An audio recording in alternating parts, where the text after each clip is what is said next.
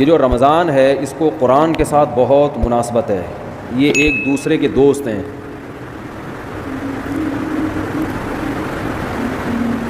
اسلام کے زندہ ہونے کی، اسلام کے برحق ہونے کی علامتوں میں سے ایک بہت بڑی علامت رمضان کا مہینہ ہے۔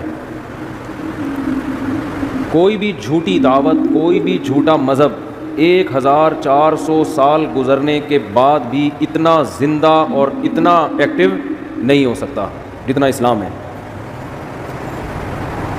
پوری دنیا میں ایک ہلچل مچ جاتی ہے، پوری دنیا میں مسجدیں بھر جاتی ہیں،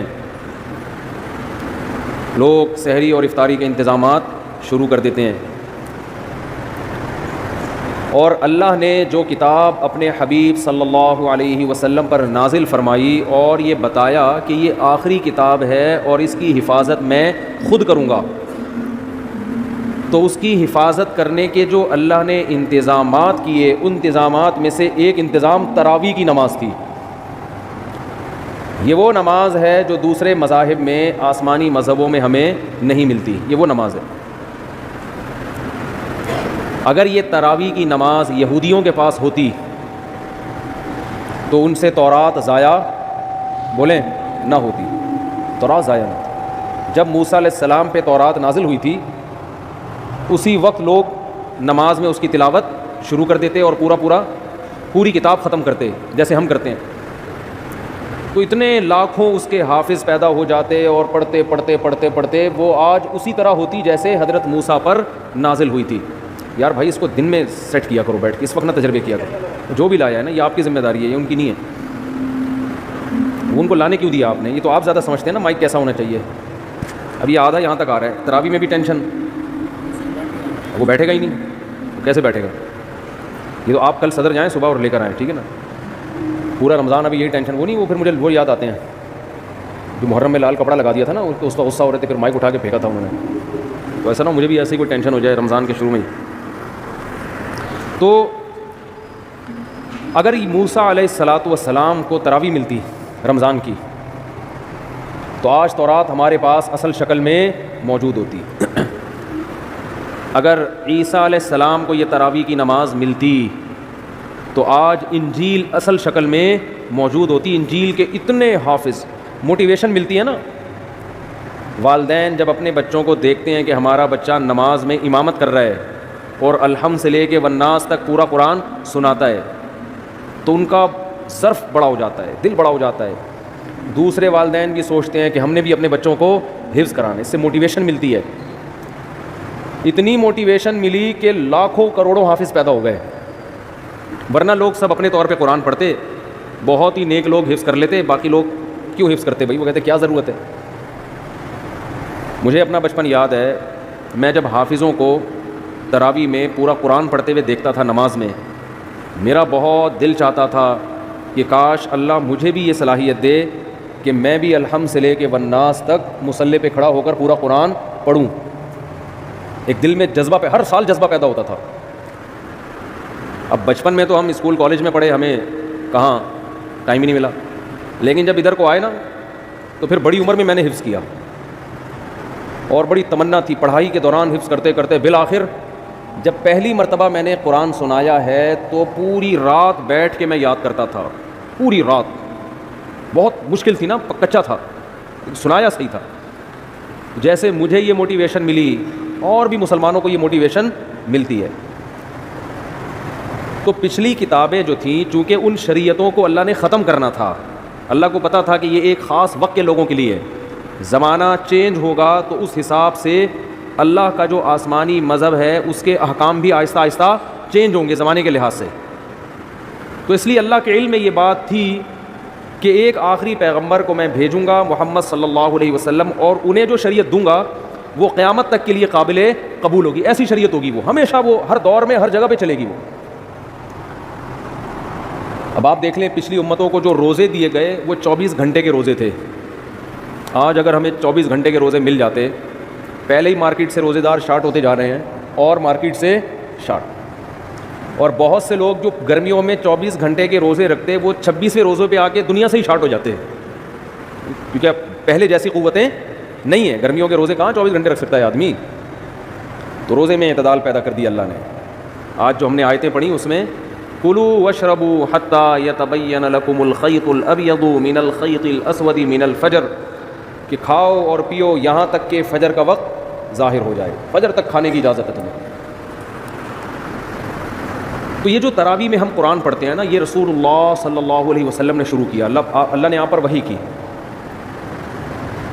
ایک رات آپ صلی اللہ علیہ وسلم نکلے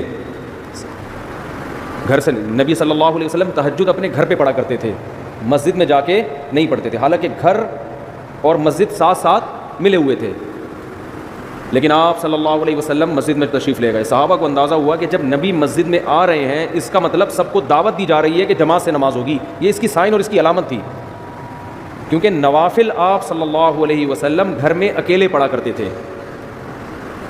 اور تہجد میں کبھی کبھار 2-4 صحابہ ساتھ ہو گئے، زیادہ تعداد آپ کے ساتھ تہجد میں شریک نہیں ہوتی. اسی وجہ سے فقہاء نے لکھا ہے کہ نفل نمازوں میں 3-4 سے زیادہ افراد کی جماعت یہ شریعت میں پسندیدہ نہیں ہے. یہ اپنی طرف سے آپ نفل کی جماعتیں نہیں کر سکتے بڑی بڑی، کیونکہ نبی نے نہیں کی ہیں. اشراق کی نماز اکیلے پڑھی، اوابین اکیلے پڑھی ہے.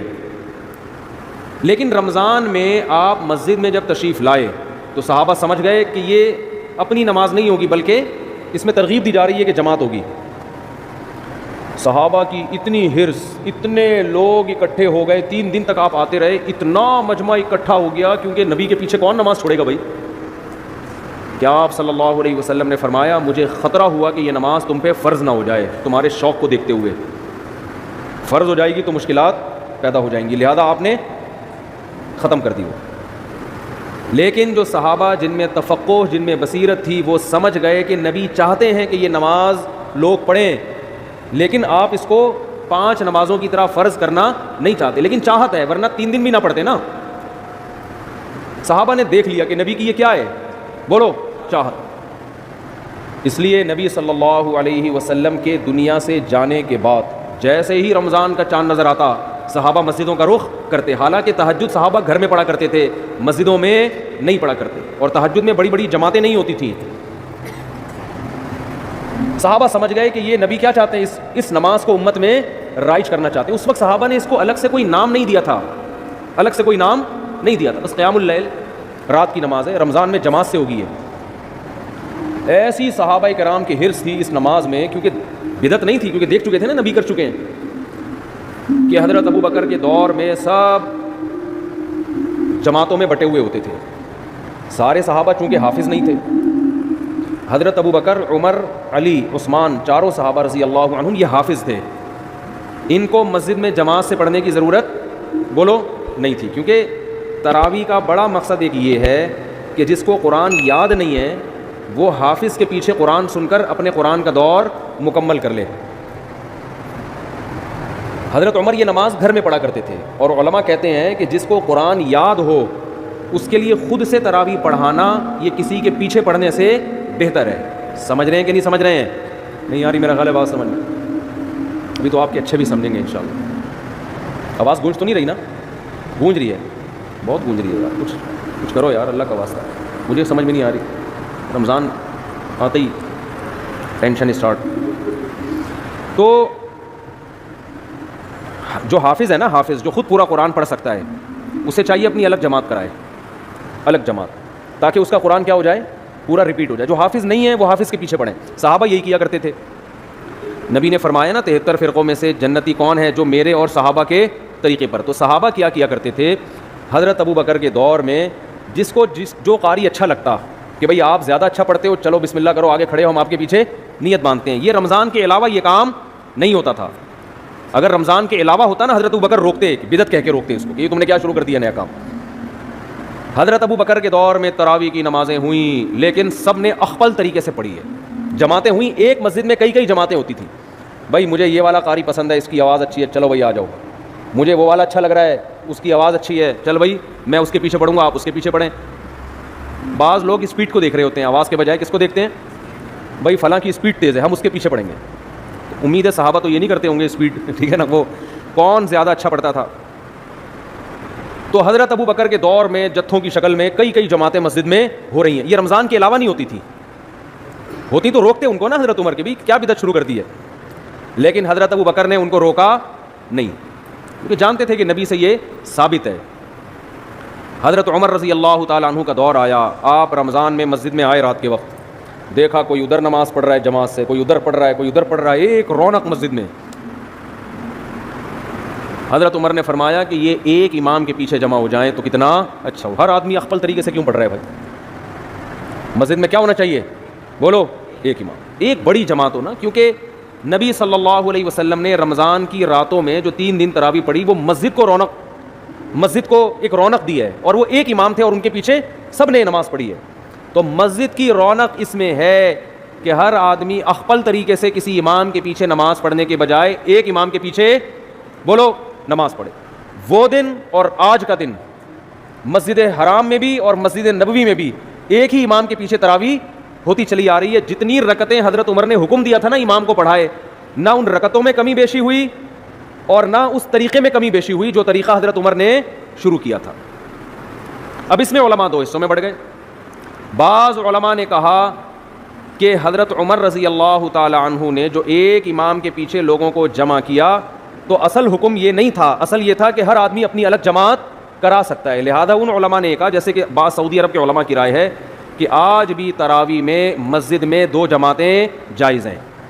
یہ بعض علماء کی رائے ہے کہ بھائی حضرت ابو بکر کے دور میں کتنی جماعتیں ہوتی تھیں؟ بہت سی جماعتیں ہوتی تھیں۔ لیکن جمہور کا قول یہ ہے، جس میں حنفی بھی شامل ہیں، حنفیہ، کہ ٹھیک ہے ہوتی تھیں، لیکن جب حضرت عمر نے اس کو ختم کر دیا اس سسٹم کو، اور باقی تمام خلفائے راشدین نے، حضرت عثمان، حضرت علی نے دوبارہ وہ 2 جماعتیں شروع، 2 یا زیادہ جماعتیں نہیں بلکہ ایک امام کے پیچھے، تو اب حضرت عمر کے فیصلے کے بعد ایک مسجد میں تراویح کی 1 سے زیادہ جماعتیں جائز بولو نا نہیں ہیں۔ کیوں جائز نہیں ہے؟ رسول اللہ صلی اللہ علیہ وسلم نے فرمایا، علیکم بسنتی وسنت الخلفاء الراشدین المہدیین، کہ میری اور خلفائے راشدین کی سنت کو لازم پکڑو۔ بات سمجھ میں نہیں آ رہی میرا خیال ہے۔ تو جنہوں نے خلفائے راشدین کی سنت کو نبی کے کہنے پہ لازم پکڑا وہ مسجد میں کتنی جماعتیں کرتے ہیں؟ ایک، اور اس میں رونق بھی ہے۔ اور بعد کے خلفائے راشدین نے حضرت عمر کے اس کارنامے کو بہت سراہا۔ حضرت علی رضی اللہ تعالی عنہ ایک دفعہ مسجد نبوی میں نکلے رمضان میں، دیکھا ایک امام کے پیچھے لوگ تراویح پڑھ رہے ہیں، فرمایا اللہ عمر کی قبر کو نور سے بھر دے، او کما قال، کہ اس نے ہماری مسجدوں کو رونق بخش دی۔ مجمع بڑا ہو گیا نا، تو اس میں مسجد میں کیا ہوتی ہے؟ رونق۔ ہر آدمی اخپل طریقے سے پڑھ رہا ہو، 2 ادھر پڑھ رہے ہو، 2 ادھر، ان کی آوازیں بھی آپس میں کیا ہوں گی؟ ٹکرائیں گی، پھر لوگوں میں بحث بھی ہوگی، وہ والا زیادہ اچھا پڑھ رہا ہے، وہ اس کی اسپیڈ بہت تیز ہے، آ جا ادھر آ جا، ہوتا ہے نا ایسے۔ ہمارے یہاں تو یہ پھٹا شروع ہو جاتا ہے نا، ابے وہ آدھے گھنٹے میں ایسے پورا اسپیڈ سے بھاگا ہے، تو ابھی کیا کر رہا ہے؟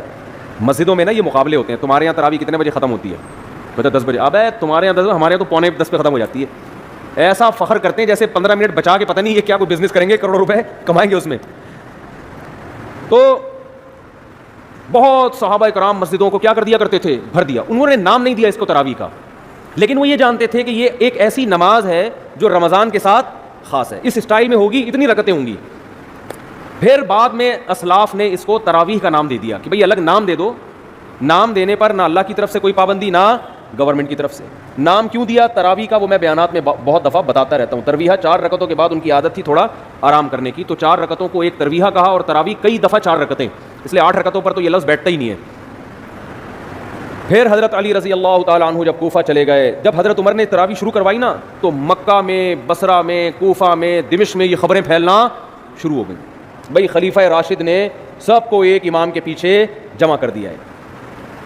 پوری دنیا میں صحابہ جہاں جہاں بھی گئے، رمضان میں سارے مسجدوں میں آ کے جماعت سے نماز شروع کرتے۔ حضرت علی رضی اللہ تعالیٰ عنہ رمضان کا چاند نظر آتا ہی کوفہ میں اپنے گھر والوں کو بھی، بچوں کو بھی، اپنے ازواج کو بھی، عورتوں کو بھی لے کے مسجد میں آیا کرتے تھے، ان کے شاگرد بھی، صحابہ بھی یہ کیا کرتے تھے۔ حالانکہ عام طور پر صحابہ کرام خواتین کو مسجد میں نماز پڑھنے کی ترغیب بولو نہیں دیتے، کیونکہ یہ جائز تھا، مگر ترغیب نہیں تھی اس کی کہ مسجد میں آئیں۔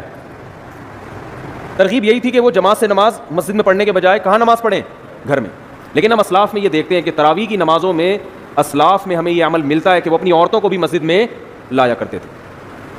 بعض لوگ اس پر اشکال کرتے ہیں، عورتوں کے ساتھ بچے بھی ہوتے ہیں، وہ شور کرتے ہیں، وہ یوں کرتے ہیں، وہ آج بھی کچھ شکایتیں آئی ہیں۔ انتظامیہ کا جو بھی فیصلہ ہوگا وہ آپ کو کل سنا دیا جائے گا کہ خواتین کو لانے کی یہاں اجازت ہے یا نہیں ہے، وہ انتظامیہ کے کندھے پہ رکھ کے میں بندوق چلاؤں گا۔ ان کا کہنا یہ ہے کہ بھئی وہ عورتوں کے ساتھ بچے آتے ہیں، شور کرتے ہیں، تو لہٰذا وہ کل نہ آئیں خواتین۔ ہمارے یہاں تو آج تراویح میں آئی ہیں نا، تو کل سے نہ آئیں، انتظامیہ کا یہ قول ہے۔ ٹھیک ہے نا. تو مجھ سے مشورہ نہیں لیا, میں اپنا مشورہ دے دیتا, میں اپنی رائے تھوپتا نہیں. میں مشورہ یہ دیتا کہ نبی صلی اللہ علیہ وسلم کے دور میں جو خواتین مسجد میں نماز پڑھنے آتی تھیں تو بچے بھی گود میں ہوتے تھے, وہ روتے بھی تھے, اور آپ صلی اللہ علیہ وسلم ان بچوں کی وجہ سے ان خواتین کو ڈانٹ کے بھگاتے نہیں تھے, بلکہ ان بچوں کی رعایت میں نماز مختصر کر دیتے تھے تاکہ ماں کو تکلیف نہ ہو, کیونکہ عورت اور بچہ یہ ساتھ ساتھ ہیں. اب ان کو آپ یا تو بالکل محروم کر دو یا ان کو یہ کہو کہ بچے پیدا کرنا چھوڑ دیں تاکہ عبادت آرام سے ہو سکے. اسلام یہ کہتا ہے بھائی عبادت بھی ہوگی اور گود میں بچہ بھی ہوگا, مردوں نے برداشت کرنا ہے. نہیں یار یہ بات میرا خیال ہے, آپ بھی کسی کے بچے تھے کہ نہیں تھے؟ آپ کو بھی تو آپ کی اماں نے برداشت کیا کہ نہیں کیا گودوں میں اٹھا اٹھا کے؟ اس وقت آپ کی اماں عیدی سینٹر میں جمع کرا کے آتی, کم وقت نہ تراویح پڑھنے دیتا ہے, ٹھیک ہے نا, نہ کچھ کام کرنے دیتا ہے. جیسے آپ کی اماں آپ کو گود میں اٹھا کے آتی ہوگی, نماز پڑھتی ہوگی, آپ روتے تھے, تو علماء نے کبھی آپ کی اماں کو یہ فتویٰ نہیں دیا ہوگا یہ جو وسیم تم نے گود میں اٹھایا ہوا ہے اس کو عیدی سینٹر میں جمع کرا دو. سب نے یہی فتویٰ دیا کہ اسی کو گود میں لے کے نماز آپ نے پڑھنی ہے, یہ روئے گا تو ہم آپ کی رعایت کریں گے. بہرحال جو بھی فیصلہ ہوگا وہ بتا دیا جائے گا, کیونکہ یہ ایک اختلافی مسئلہ بھی ہے خواتین کا مسجد میں آنا نہ. میری اپنی ذاتی ایک رائے ہے, وہ تفرد ہے میرا, فیصلہ وہی ہوگا جو ہوگا فیصلہ. تو حضرت عمر رضی اللہ تعالیٰ عنہ نے جو شروع کیا, مسجدیں کو رونق بخش دی, اور حضرت نبی صلی اللہ علیہ وسلم حضرت جبریل کے ساتھ تراویح میں جبریل کے ساتھ رمضان میں قرآن کا دور کیا کرتے تھے تاکہ قرآن آپ کو یاد رہے. تو اس لیے علماء نے لکھا ہے کہ رمضان میں تراویح پڑھنا الگ سنت ہے اور قرآن کا دور مکمل کرنا بولیں یہ الگ سنت ہے. یہ بھی اس کی اصل بھی نبی سے ثابت ہے, یہ بھی نبی سے ثابت ہے. اس کا نتیجہ کیا نکلا؟ الحم سے لے کے والناس تک اتنے لاکھوں کروڑوں 1400 سال میں حافظ پیدا ہو گئے کہ قرآن کے ضائع ہونے کا امکان اسباب کی دنیا میں بھی ختم ہو گیا. اتنا پڑھا جا رہا ہے, اتنا پڑھا جا رہا ہے. آج دیکھو, کل بلکہ جیسے ہی چاند نظر آیا ہوگا پوری دنیا میں مسجدیں آباد ہوئی کہ نہیں, حرم میں, اور پوری دنیا میں قرآن پڑھنا شروع. دنیا میں کوئی کتاب ایسی ہے جس کو اللہ نے اتنی عزت دی؟ تو میرا مائک صحیح نہیں ہے, مجھے آج بولنے میں بڑی تکلیف ہو رہی ہے. کل تک صحیح نہیں ہوا تو آپ خراب ہو جاؤ گے, یہ بتا دو. کل تک اگر مائک صحیح نہیں ہوا تو مائک ٹھیک ہو یا نہ ہو یہ خراب ہو جائیں گے, آپ نوٹ کر لیں, ٹھیک ہے نا. تو جب چیخنا پڑتا ہے نا تو میرے پھر دماغ پہ زور نہیں ہوتا کہ کیا بولنا ہے, پھر گلے پہ زیادہ زور ہوتا ہے. جب انسان کمفرٹ ہو کے بات کرتا ہے نا تو اس کے دل میں نکات بھی آتے ہیں, زبان بھی کھلتی ہے, علمی باتیں بھی ہوتی ہیں, نصیحت کی باتیں بھی ہوتی ہیں, اور آواز ہی نہ آ رہی ہو, چیخنے پہ زیادہ زور لگا ہوا ہو تو ساری انرجی تو چیخنے پہ خرچ ہو گئی نا, سوچنے پہ تو خرچ نہیں ہو رہی. تو بغیر سوچے جب کوئی بولے گا ڈھنگ کی بات کرے گا, وہ کہاں کرے گا ڈھنگ کی بات؟ تو ابھی میں بغیر سوچے بول رہا ہوں, خیر پھر بھی کوشش کر رہا ہوں سوچ کے بولوں. تو بات آج تھوڑا مختصر بیان کر لیتے ہیں.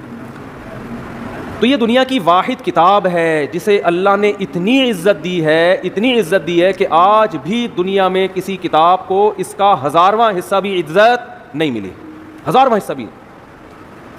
آج اگر کوئی غیر مسلم پوچھتا ہے کہ تمہارے پاس کیا دلیل ہے کہ یہ اللہ کا کلام ہے, ہم اسے کہتے ہیں بتاؤ. قرآن مجید کی جو عربی ہے نا, یہ 1400 سال پرانی زبان ہے. اللہ نے اس قرآن کی حفاظت کے لیے صرف حافظوں کو پیدا نہیں کیا بلکہ اس زبان کو محفوظ کر دیا جس زبان میں یہ قرآن نازل ہوا ہے. آج سے 1400 سال پہلے کی کوئی زبان اب محفوظ نہیں ہے, اور عربی اتنی زبردست محفوظ ہے کہ جو الفاظ صحابہ, تابعین اور عرب کے نبی سے 40 سال پہلے کی عربی میں جو الفاظ استعمال ہوتے تھے نا, وہی الفاظ آج عربی زبان میں, وہی اردو زبان میں, بہت سے ان میں سے فارسی زبان میں, بہت سے انگریزی میں استعمال ہو رہے ہیں. دنیا کی واحد زبان ہے جو دوسرے زبانوں سے الفاظ لینے کے بجائے اپنے الفاظ دوسری زبانوں کو ادھار دے رہی ہے. وہی الفاظ استعمال ہو رہے ہیں. 1400 سال پہلے, بلکہ اس سے بھی پہلے, عربی میں پانی کو ماں کہا جاتا تھا. آج بھی کیا کہا جاتا ہے؟ ماں. ڈاکٹر محمود غازی جو ہے نا, ایک بہت بڑے اسکالر گزرے ہیں, بڑے خاندانی اسکالر, اللہ ان کی قبر کو نور سے بھر دے.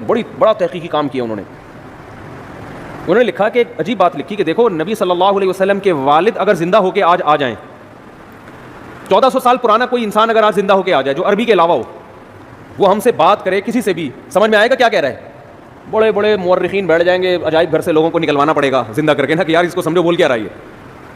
لیکن انہوں نے کہا کہ رسول اللہ صلی اللہ علیہ وسلم کے والد اگر آج زندہ ہو کے آ جائیں, حضرت عبداللہ, اور آج وہ ہم سے ہم کلام ہوں, کوئی بھی بات کریں, دنیا کے 20 ملک کے کروڑوں عوام اس کو سمجھے گی. ایک ملک نہیں, 20 کے قریب ملک ہیں جن کی زبان عربی ہے, وہ 20 ملک کے لوگ ان کی زبان سمجھیں گے, پورا ایک ایک لفظ سمجھیں گے یہ کیا کہہ رہے ہیں, ایک ایک لفظ سمجھیں گے.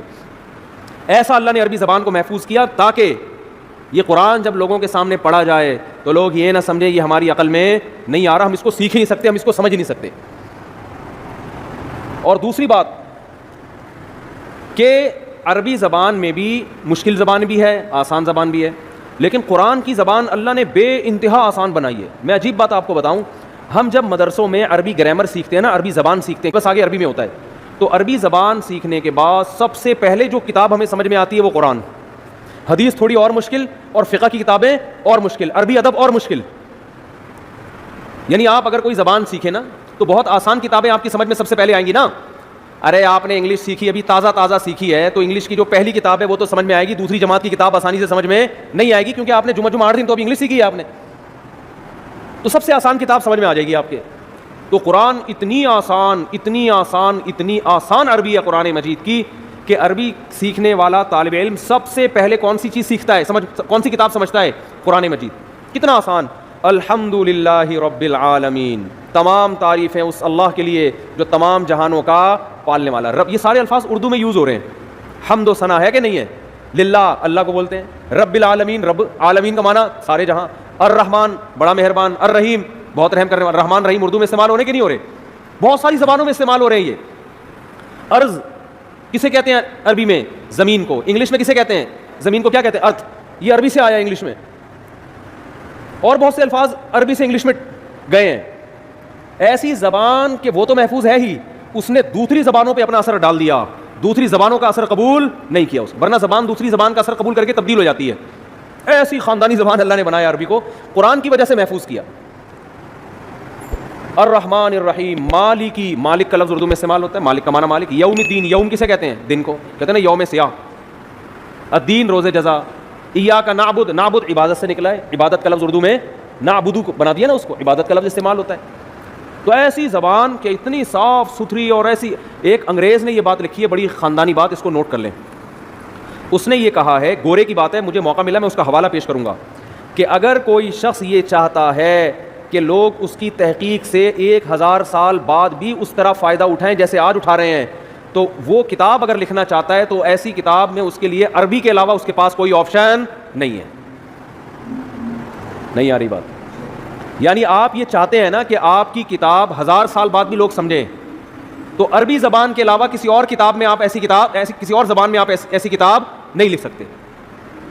اور یہ بالکل صحیح کہا انگریز نے. اس نے یہ بات کی ہے کہ عربی میں 1000 سال پہلے کی جو کتابیں ہیں نا، جو لکھی گئی ہیں، 1200 سال پہلے جو کتابیں لکھی گئی ہیں، چاہے وہ سائنس کے موضوع پر ہوں، چاہے وہ دین کے موضوع پر ہوں، چاہے وہ فزکس کے موضوع پر ہوں، جو مسلمان سائنسدان ہیں. البیرونی نہیں تھا فلکیات، ماہر فلکیات تھا 800 سال پہلے البیرونی.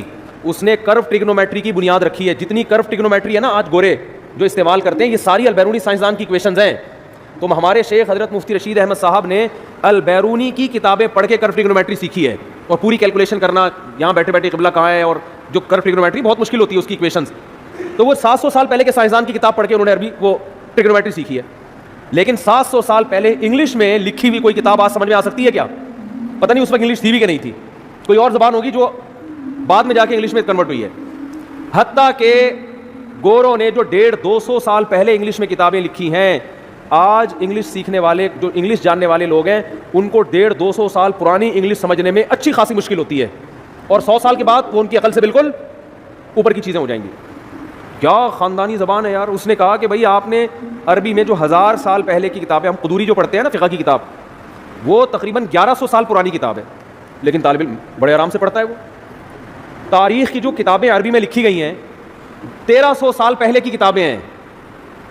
1300 سال پہلے بھی جو ہے نا جو ہسٹری لکھی گئی ہے، جو 100 سال کے کام ہوئے تھے. محمد ابن اسحاق مشہور مورخ ہے، وہ تقریباً 1300 سال پہلے کتابیں لکھ کر گیا تاریخ کی. غزوہ بدر، غزوہ احد، یہ ہوا. پھر وہ تو بہت قریبی زمانہ تھا نا نبی کے دور کا.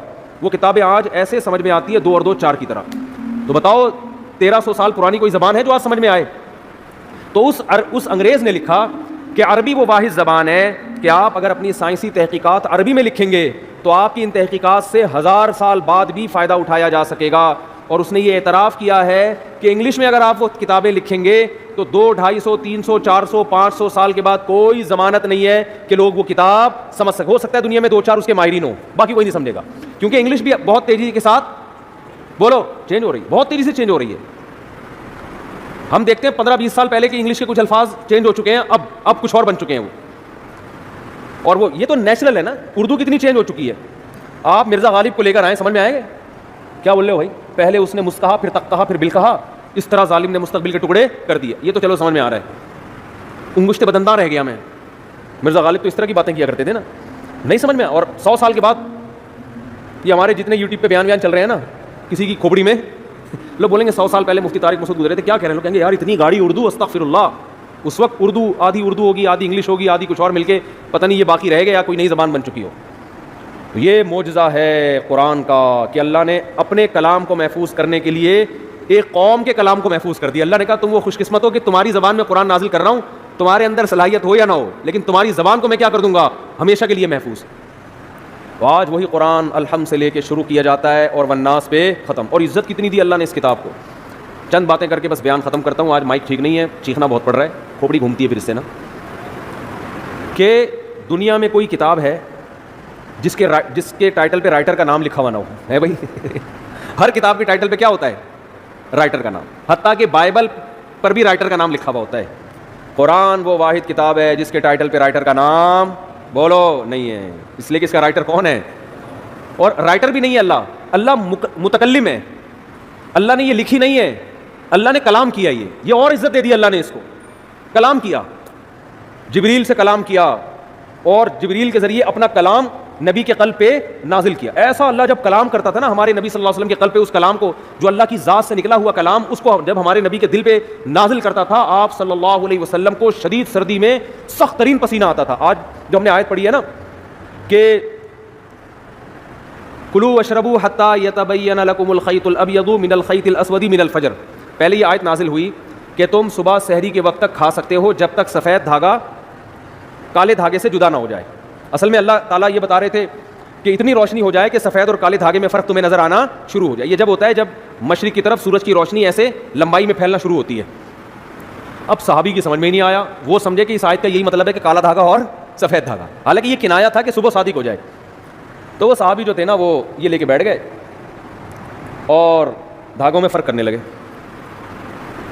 تو جب فرق کرنے لگے تو پریشان ہوئے, نبی صلی اللہ علیہ وسلم کے پاس آئے کہ اللہ کے کلام کا مطلب کیا ہے. تو آپ صلی اللہ علیہ وسلم پر اللہ نے ایک لفظ نازل کیا چھوٹا سا, کلوا واشربوا حتی یتبین لکم الخیط الابیض من الخیط الاسود, کہ رات یعنی کالا دھاگا سفید دھاگے سے جدا ہو جائے یعنی فجر کا وقت ہو جائے. تو یعنی فجر اتنا لفظ نازل کیا اللہ نے, من الفجری کا لفظ. اور امی عائشہ فرماتی ہیں کہ اتنا سا لفظ جب نبی پہ نازل ہوا تو شدید سردی میں آپ صلی اللہ علیہ وسلم کے پسینہ ٹپکنا شروع, ایسے نچڑنا شروع. ہم سمجھ گئے کہ آپ پر کیا نازل ہو رہی ہے, وہی. جب آپ صلی اللہ علیہ وسلم نارمل حالت میں آئے تو آپ نے کیا لفظ پڑھا, من الفجر, بس اتنا سا لفظ. تو یہ اللہ کا کلام تھا. ایک اور دلچسپ واقعہ ہمیں ملتا ہے احادیث میں, قرآن مجید کی آیتیں نازل ہوئیں, لا یستوی القاعدون من المؤمنین, جو مومنین میں پیچھے بیٹھنے والے لوگ ہیں وہ ان کے برابر نہیں ہو رہے جو میدان جہاد میں بولو لڑتے ہیں. پیچھے بیٹھنے والے آگے میدان جہاد میں لڑنے والوں کے برابر, بولتے کیوں نہیں یار, کیا ہو گیا, نہیں ہے. وہ لڑ رہے ہیں میدان میں, قربانیاں دے رہے ہیں, تم یہاں پیچھے بیٹھے ہوئے ہو. ٹھیک ہے تم نماز پڑھ رہے ہو, زکوٰۃ دے رہے ہو, عبادت کر رہے ہو, لیکن ان سے ایسا تھوڑی ہوا. تو ہاتھ ضائع ہونے کا خطرہ, آنکھیں ضائع ہونے کا خطرہ, شہادت کا خطرہ, گرفتاری کا خطرہ, وہ 10 خطرے مول رہے ہیں. تو تم کیسے سمجھتے ہو کہ تم ان کے برابر ہو سکتے ہو؟ اب بعض صحابہ معذور تھے, ان کا جذبہ تھا میدان جہاد میں لڑنے کا, لیکن معذوری کی وجہ سے ان کو نبی جانے کی پرمیشن نہیں دیتے. وہ اتنے غمزدہ ہوتے کہ روتے تھے کہ کاش اللہ ہمیں صحت دیتا, ہم بھی جا کے لڑتے. اب جب یہ آیتیں نازل ہوئیں تو ان کا دل تو اور بیٹھ گیا کہ بھائی ہمارا تو بالکل انہی کی طرح لڑنے کا جذبہ ہے, ہمارے بازو میں طاقت نہیں, ہمارے کسی کوئی نابینا تھے, کوئی بیچارے معذور تھے پاؤں سے, کوئی اپاہج تھے, تو ہمیں تو نبی روکتے ہیں ورنہ ہمارا تو جذبہ ہے. اور اللہ نے کہا کہ تم ان کے برابر نہیں ہو سکتے, جبکہ ہم تو روتے ہیں یہاں بیٹھ کے کاش ہمیں بھی وہاں جانے کا موقع ملتا. تو جب یہ نبی صلی اللہ علیہ وسلم کے سامنے صحابہ نے اشکال کیا نا, تو ایک صحابی فرماتے ہیں کہ آپ صلی اللہ علیہ وسلم کی ران مبارک میری ران پر تھی, ران مبارک میری ران پر تھی.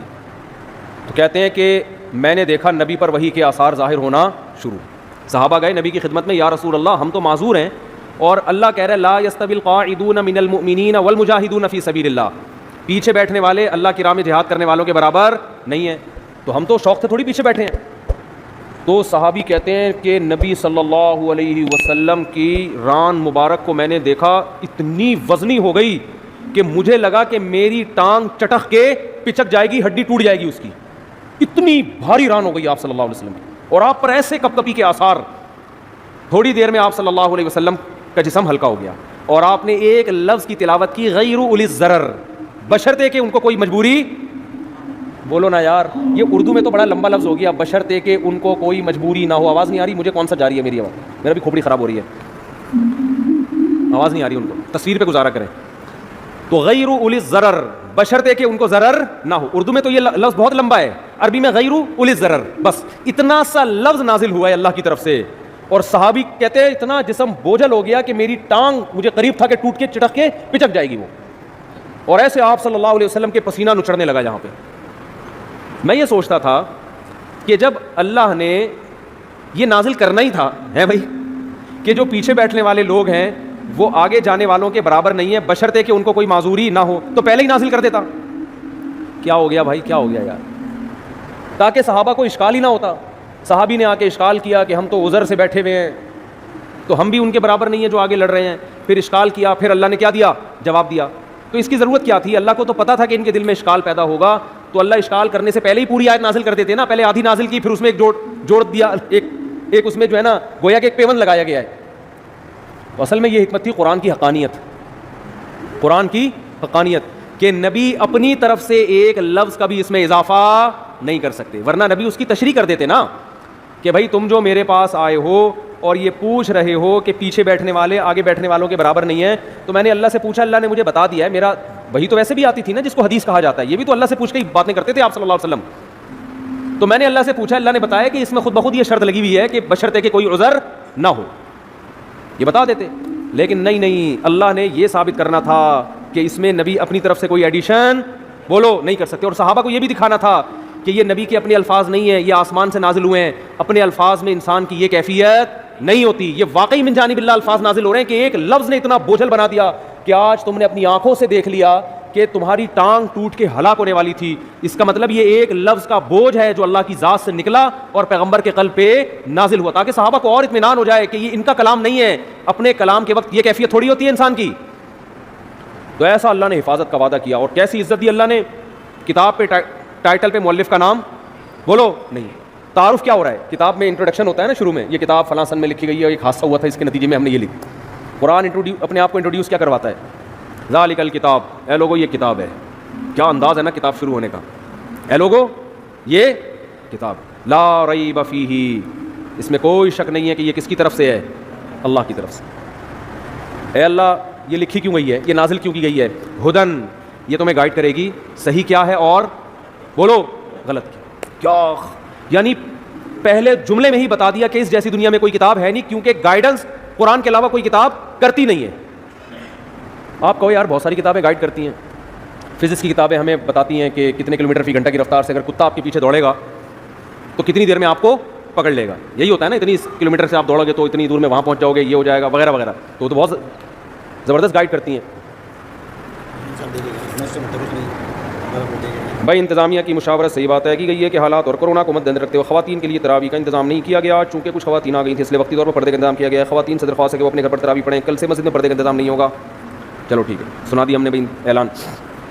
تو کیا کہہ رہا تھا میں؟ گائیڈ صرف یہ کرے گی آپ. اصل میں یہ جو گائیڈنس مل رہی ہے نا کہ میری گاڑی کہاں سے ٹھیک ہوگی، یہ خاندانی گائیڈنس تھوڑی ہے، صحیح ہے نا، میرا گردے کی پتھری کیسے نکلے گی. اصل میں تو گائیڈنس خاندانی وہ ہوتی ہے جو آپ کو آپ کی منزل بتائے. دیکھو آپ سفر میں راستہ بھول گئے کہ جانا کہاں ہے، تو بہت سے لوگ آپ کو گائیڈ کرتے ہیں. کچھ آپ کو بتاتے ہیں واش روم کہاں ملے گا آپ کو، تاکہ آپ کا پیٹ کیا ہو جائے، تھوڑا ہلکا ہو جائے. گائیڈ تو وہ بھی کر رہا ہے، اس کو آپ اتنی ویلیو نہیں دیں گے. ایک یہ بھی گائیڈ کرے گا یار ادھر ہوٹل ہے وہاں کھانا کھا لینا. لیکن آپ کو جو اصل گائیڈنس چاہیے وہ کیا، کہ میری منزل کہاں ہے، مجھے جانا کہاں ہے. ان چیزوں میں آپ دوسرے درجے میں دلچسپی لوگے. پہلے آپ اس فکر میں لگے رہو گے کہ مجھے منزل کا پتہ چل جائے، میں نے جانا کہاں ہے. مثال کے طور پر آپ جا رہے ہو پشاور کی طرف، راستہ بھول گئے. اب آپ سب سے زیادہ فکر اس کی نہیں کرو گے کہ واش روم کہاں ہے، ہوٹل کہاں ہے، پانی کہاں سے ملے گا، چائے کا گٹکا کہاں سے ملے گا، نسوار کی دکانیں کہاں آئیں گی، گٹکے کی کہاں آئیں گی. سب سے پہلے کھوپڑی میں مسلط ہوگا آپ کے بھائی جان پشاور کا راستہ یہ ہے بھی کہ نہیں ہے. ایسا نہ ہو میں الٹا جا رہا ہوں اور پشاور کے بجائے اور دور ہوتا چلا جاؤں، میرا سفر کیا ہو جائے گا، ڈبل ہو جائے گا. سب سے پہلے انسان کو یہ فکر ہوتی ہے کہ میری منزل کہاں ہے، مجھے جانا کہاں ہے. تو قرآن کہتا ہے تمہیں قرآن یہ گائیڈ کرے گا کہ تم پیدا کیوں ہوئے, تم نے جانا کہاں ہے, تمہاری پیدائش کا مقصد کہاں ہے, الٹیمیٹ ویژن کیا ہے تمہارا. اس ویژن کو سامنے رکھ کر چھوٹے موٹے ویژن آتے رہیں گے دائیں بائیں, وہ تو ٹھیک ہے, واش روم بھی جانا ہے, شادی بھی کرنی ہے, بچے بھی پیدا کرنے ہیں, اور ہسپتال بھی بنانے, اور ڈاکٹر بھی پیدا ہوں گے, اور انجینئر بھی پیدا ہوں گے, یہ تو سارے سفر کے راستے کے لوازمات ہیں.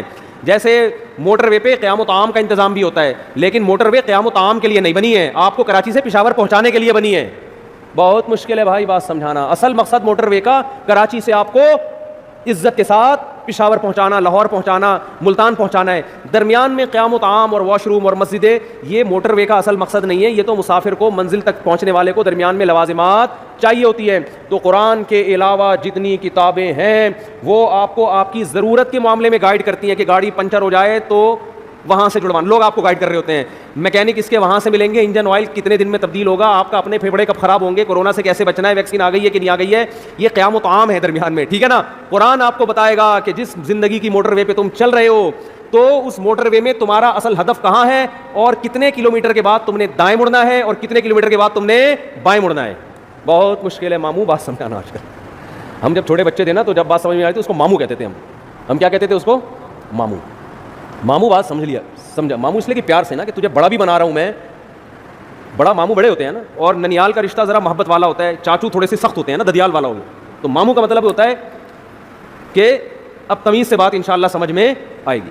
تو قرآن نے انٹروڈکشن کروایا, ہدن, یہ کیا ہے, یہ گائیڈنس. سنت موقدہ کا حکم یہ ہے کہ مرد ہو یا عورت دونوں کے لیے ایک ہی حکم ہے, الگ الگ نہیں ہے. ہاں مرد بہتر ہے کہ جماعت سے پڑھیں, جماعت سے سنت موقدہ نہیں ہے, خوب سمجھ لیں, انفرادی طور پر بھی پڑھ سکتے ہیں مرد ہو یا عورت, لیکن جماعت سے پڑھنا افضل ہے, کیونکہ حضرت عمر نے جماعت قائم کی تھی, اور اس لیے تاکہ قرآن ختم ہو لوگوں کا. جن کو قرآن پڑھنا آتا ہے وہ جماعت کرائیں, جن کو نہیں آتا وہ قاری کے پیچھے سنیں. تو خواتین پہ تو مسجد کی جماعت فرض نماز بھی لازم نہیں ہے, تو تراویح کہاں سے لازم ہوگی. تو اس لیے خواتین بہتر ہے گھر میں تراویح پڑھیں. مسجد جانا چاہیں تو ہماری رائے تو یہی ہے کہ اس زمانے میں ان کو مسجد جانے کی بھی اجازت ہے, حدیث میں اس کی ثبوت ملتا ہے. اور تراویح میں تو ہمیں ملتا ہے کہ اسلاف اپنے عورتوں کو بھی تراویح کی نماز میں لایا کرتے تھے. تو لیکن بہرحال سنت موقدہ یہ ہے کہ پڑھ لیں آپ, جماعت سے پڑھنا سنت موقدہ نہیں ہے, گھر میں پڑھنا زیادہ افضل ہے. تو آپ گھر میں تراویح پڑھیں, 20 رکعت پڑھیں. اور سنت موقدہ کا حکم یہ ہے کہ کبھی کبھار چھوٹ جائے تو انشاءاللہ گناہ نہیں, کوئی حرج نہیں ہو, اس میں کوئی گناہ نہیں ملے گا. اور اگر کسی عذر سے چھوڑ دیں تو ویسے ہی کوئی حرج نہیں ہے, کیونکہ فرض واجب بہرحال لیں گے. کوئی بہت زیادہ تھکاوٹ ہو تو چھوڑی جا سکتی ہے, اور کبھی تھکاوٹ نہ بھی ہو تو کبھی ویسے بھی چھوڑی جا سکتی ہے, لیکن کنٹینیو چھوڑنے کی عادت نہ بنائیں. لیکن ویسے ایک جنرل نالج کے لیے بتا دوں, جو پڑھتے ہیں پراپر پڑھتے ہیں, جو نہیں پڑھتے پھر وہ چھوڑتے ہی ہیں. یہ تراویح ایسی چیز نہیں ہے 2 دن پڑھ لی 1 دن چھوڑ دی, تو جو ایسے کرتا ہے وہ پھر چھوڑا ہی رکھتا ہے. تو جو پڑھتے ہیں وہ کنٹینیو پڑھتے ہیں. تو نبی صلی اللہ علیہ وسلم نے جب بہت زیادہ تراویح کی فضیلت بیان کی ہے, قیام رمضان کی فضیلت بیان کی ہے, جس کو بعد میں اسلاف نے نام تراویح کا دیا, تو آپ کو چاہیے کہ اس سے قدر ادر کہ یہ سنت موقدہ ہے یا غیر موقدہ, آپ یہ فضیلت حاصل کریں. کیونکہ شاعر نے کہا ہے, تمتع من شمیم عرار نجد فما بعد العشیۃ من عراری, کہ ایک خوشبو ہوتی ہے جیسے رات کی رانی کی خوشبو, یہ رات کے بعد ختم ہو جائے گی. تو تراویح کی فضیلت بھی رمضان کے بعد ختم. تو اس بحث میں پڑھے بغیر کہ سنت موقدہ ہے یا غیر موقدہ ہے, واجب ہے یا نہیں, اس بحث میں پڑھے بغیر آپ کنٹینیو پڑھ لیں, کیونکہ ثواب بہت ہے اس کا. اور یہ عید کا چاند نظر آتے ہی آپ کے پاس یہ آپشن ختم ہو جائے گا. لیکن حکم یہی ہے کہ سنت موقدہ ہے. کیا عورت دیگر عورتوں کو تراویح پڑھا سکتی ہے؟ اگر ہاں تو اس کا طریقہ کار بتا دیں. نیند اگر پیچھے لڑکا بھی کھڑا ہو جائے تو کیا حکم ہوگا؟ بنت نصیر لاہور سے. عورت کی امامت میں اگر لڑکا پیچھے کھڑا ہو جائے تو اس لڑکے کی تو بہرحال نماز نہیں ہوگی, کیونکہ مرد کو تو مرد ہی امامت کر سکتا ہے. لیکن عورت کی امامت کرے تو ہمیں اس بارے میں ایک روایت حضرت عائشہ سے ملتی ہے, لیکن اسلاف نے نہ اس پر عمل کیا, نہ ہمیں اس کی کوئی نبی صلی اللہ علیہ وسلم سے اس کی کوئی حوصلہ افزائی ملی, اور نہ کسی فقیہ نے اس عمل کو پسندیدہ عمل قرار دیا. یہی وجہ ہے کہ خلفائے راشدین کے دور میں بھی ایسا نہیں ہوا, بعد میں بھی ایسا نہیں ہوا, اور ہمیشہ مرد ہی امامت کرتے رہے ہیں. تو اس لیے حضرت عائشہ کے اس عمل سے یہ بہرحال پتہ چلتا ہے کہ اگر کوئی عورت ایسا کر لے گی تو پیچھے عورتوں کی نماز ہو جائے گی, لیکن یہ عمل بہرحال پسندیدہ ہے نہیں. دیگر احادیث کو بھی اگر ہم سامنے رکھ کے دیکھتے ہیں, کہیں بھی ایسا نہیں ملتا نا کہ نبی صلی اللہ علیہ وسلم نے جماعت عورتوں کی کروائی ہو اس طرح سے کہ عورت کو حکم دیا. مثال کے طور پر آپ صلی اللہ علیہ وسلم کی جماعت مسجد سے نکل جاتی تو آپ گھر میں آگے امہات کو اپنے پیچھے کھڑا کر کے خود نماز پڑھاتے تھے. اور یہ بھی نہیں ہے کہ آپ صلی اللہ علیہ وسلم نے خواتین کو جب حکم دیا نا کہ تمہاری گھر کی نماز مسجد سے بہتر ہے, تو گھر میں آپ نے ان کو انفرادی نماز کا حکم دیا ہے. آپ یہ کہہ سکتے تھے کہ مسجد میں جماعت پڑھنے سے بہتر ہے تم گھروں میں جماعت کر لو, اگر اس کی اجازت ہوتی نا, جیسے کہ آج کل بہت سے اسکالرز فتویٰ دے رہے ہیں کہ عورت کو نماز پڑھا سکتی ہے. اگر ایسا ہوتا تو کتنے, یعنی عورتوں کو پھر گھر میں انفرادی نماز کا حکم تھوڑی ہوتا, بلکہ عورتوں کو حکم دیا جاتا کہ گھر میں اپنی جماعت کرا لے وہ, لیکن ہمیں کہیں بھی نہیں ملتا. تو صرف ایک حدیث کو دیکھ کے کبھی فیصلہ نہیں کیا جاتا, باقی بھی تمام احادیث کو دیکھا جاتا ہے. تو ان تمام احادیث کو دیکھ کے فقہاء نے جو استدلال کیا وہ یہ ہے کہ اگر عورت کو نماز پڑھا دے تو نماز ہو تو بہرحال جائے گی, لیکن یہ عمل بہرحال مکروہ اور ناپسندیدہ ہے, یہ قابل ترغیب عمل نہیں ہے. اس لیے خواتین کو چاہیے کہ وہ انفرادی نماز پڑھیں, جماعت سے پڑھنی ہے تو مرد کو امام بنائیں, اس کی اقتداء میں نماز پڑھیں. اور اگر بالفرض عورت کو نماز پڑھاتی ہے مکروہ ہونے کے باوجود, وہ کہتی نہیں شوق ہے اس کو پڑھانے کا, تو پھر خواتین امام جو ہے نا وہ صف کے بیچ میں کھڑی ہوں گی, وہ آگے نہیں کھڑی ہوں گی. کیونکہ نماز میں عورت کو بہت زیادہ سمٹنے کا اور پردے کا حکم ہے، ایکسپوز ہونے کی اجازت نہیں ہے. تو اس میں پھر یہ ہے کہ وہ خواتین، جیسے حضرت عائشہ کے بارے میں یہی ہے نا کہ خواتین کے بیچ میں ہو، بیچ میں تھی وہ، تو پھر آگے جانے کے بجائے جہاں صف ہے اسی کے بیچ میں وہ عورت کھڑی ہو کے نماز پڑھائے گی.